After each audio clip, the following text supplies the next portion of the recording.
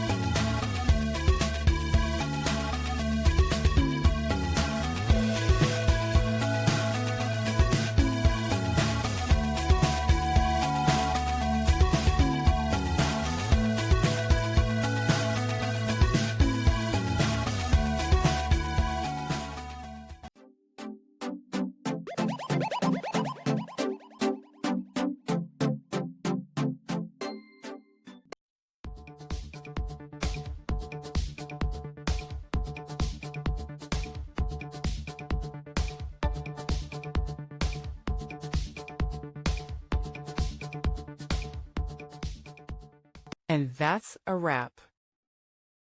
I hope you found the answer you were looking for. If you did, take a second to hit that subscribe button. It really helps out.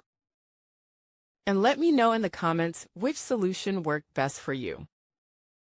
See you next time in the debug zone.